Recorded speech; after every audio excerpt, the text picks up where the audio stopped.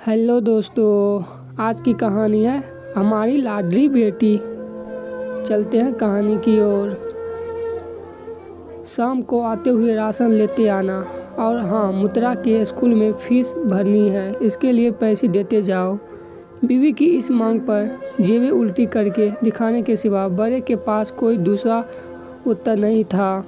माथे पर चिंता की शिकड़ों के साथ सवेरे तो बड़ा भाई अपने काम पर निकल गया, लेकिन उस शाम उसने पूरे परिवार के सामने इस आर्थिक संकट को दूर करने के लिए एक प्रस्ताव रखा। क्यों ना हम उस प्लांट को बेच दें जिसे बाबूजी ने लक्ष्मी को शादी में देने के लिए खरीदी थी। बेटी को दी हुई चीज़ वापस नहीं मांगते पाप लगता है।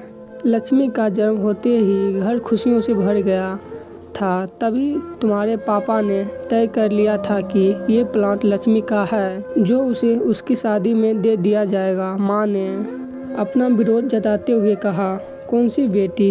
वो बेटी जो प्रेम विवाह कर घर की इज्जत को खाक में मिला गई और पिताजी की अंतिम यात्रा में भी न शामिल हुई।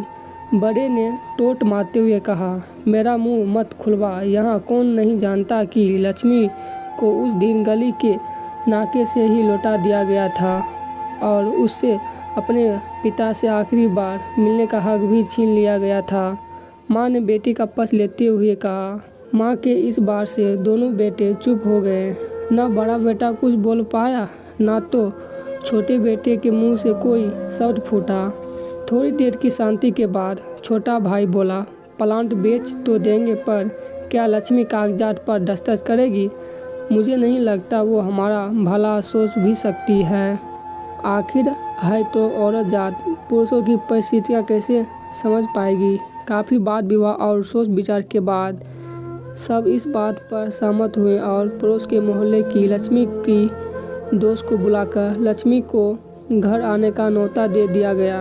अगले दिन सुबह से गली के नोके पर खेल रहे बड़े भाई के लड़के की बुआ आ गई की आवाज़ सुन घर वालों चौंक गए। दोनों भाई मन में देश और नफरत के साथ उसको कैसे घर में आने के लिए कहें, इसी दुविधा में थे।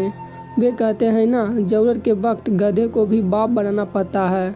उसी कहावत के हिसाब से दोनों भाई बहनों से बात करने के लिए तैयार हुए। दरवाजे पर जब बेटी और दामाद ने पूरे 7 साल बाद कदम रखा तो माँ की आंखें भर आई और दोनों को बड़े प्यार से घर के अंदर लेकर आई। बेटी और दामाद भी माँ का इतना स्नेह देखकर भाव विभोर हो गए। शाम को साथ में बैठे बेटी दोनों बेटे और दामाद के आगे हिचकिचाते हुए माँ ने ही प्लान का मुद्दा उठाया।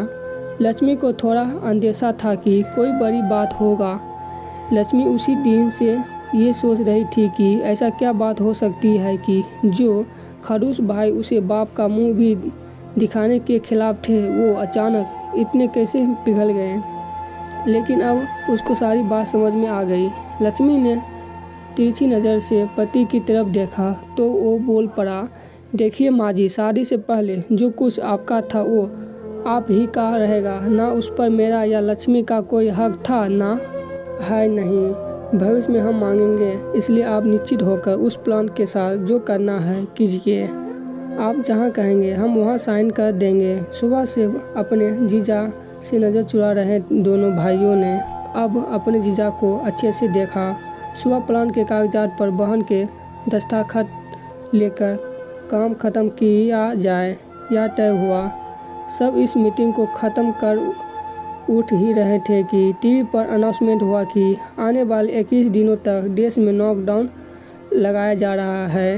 लक्ष्मी के पति ने फ़ोन पर बात करने के बाद कहा, अब हम क्या करेंगे? लक्ष्मी कल की बस भी रद्द हो गई है और 21 दिन तक कोई बस नहीं है। हम तो फंस गए।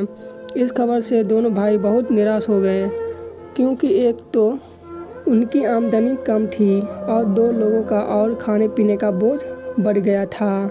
लेकिन माँ अंदर ही अंदर खुश थी, क्योंकि इतने वर्षों बाद घर वापस लौटी बेटी इसी बहाने कुछ दिन आराम से उसके साथ रह पाएगी। दोनों भाई छुटक सब्जी और फल बेचा करते थे।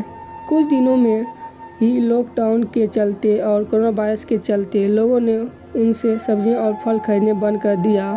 पहले से खराब उनकी आर्थिक स्थिति और ज़्यादा खराब होने लगी और वह मन ही मन लक्ष्मी के कदमों को अशुभ मानने लगे। बहन और जीजाजी से उनकी यह हालत छिपी नहीं थी। लक्ष्मी के कहने पर उसके पति ने दोनों भाइयों की सब्जी और फल की रेडियो पर लोहे का रॉड और जालियों फिट कर दी। बाजार जाकर दोनों के लिए कैप, हाथों के दस्ताने और थोक के भाव से सब्जी और फल खरीद लाए। दोनों की रेडियो अच्छे से तैयार कर फल और सब्जियां ढककर दोनों भाइयों को टोपी और दस्ताने देकर जीजाजी ने उनसे कहा, एक बार इस तरह से धंधा करके देखो, शायद आपका मुनाफा बढ़ जाए। थोड़ी नाकाकानी करने के बाद दोनों भाइयों ने जीजाजी के समझाए अनुसार धंधा शुरू किया। 2-3 दिनों बाद ही कोरोना से घबराए लोग अब ढकी हुई फल और सब्जियां और दस्ताने और सेफ्टी का ध्यान रखते बेचने वाले से ही फल और सब्जियां खरीदने लगे। इस तरह समझदार दामाद की वजह से धीरे धीरे दोनों भाइयों का धंधा अच्छे से चलने लगा और उनके घर का गल्ला जो पहले खाली हो रहा था अब धीरे धीरे भरने लगा।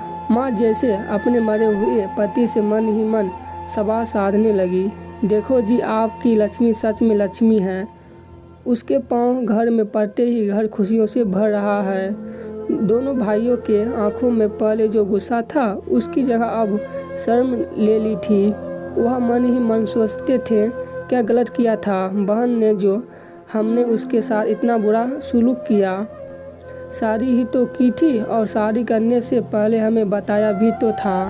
हम ही थे जो उसे स्वीकार नहीं कर पाए।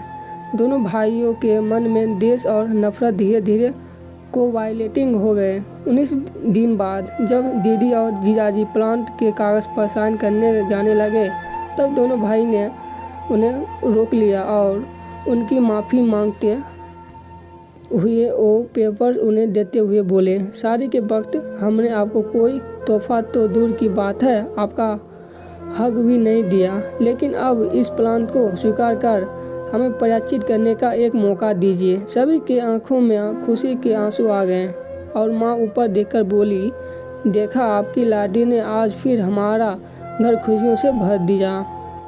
आज की ये छोटी सी कहानी यहीं पर ख़त्म होती है। धन्यवाद।